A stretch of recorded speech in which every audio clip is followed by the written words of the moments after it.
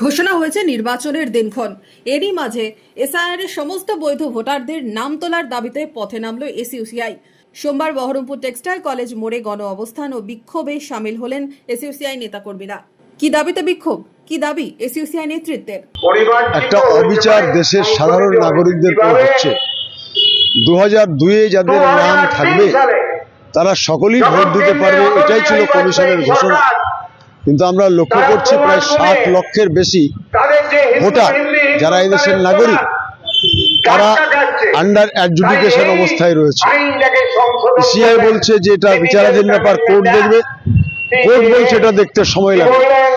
আমরা চেয়েছিলাম যে এই ভোটার সংক্রান্ত যে বিচার সেটা শেষ হওয়ার পরই ভোট ঘোষণা হোক, কিন্তু কোনো নিয়ম নীতি, অতীতের সমস্ত ঐতিহ্যকে বুড়ো আঙুল দেখিয়ে ইলেকশন কমিশন কিন্তু ভোটারদের স্বার্থ বিঘ্নিত করে, ভোটারদের অধিকার থেকে বঞ্চিত করে তারা নির্বাচন ঘোষণা করে দিল।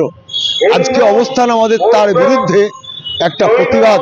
23 এপ্রিল ভোট মুর্শিদাবাদ জেলায়। তার আগে দেখার এসআইআর এ বিচারাধীন তালিকায় থাকা ভোটারদের কি হয়। মনমোহিনী হেলথ কেয়ার, স্বাস্থ্য সেবায় অটুট শ্রেষ্ঠত্বের শিরোপা।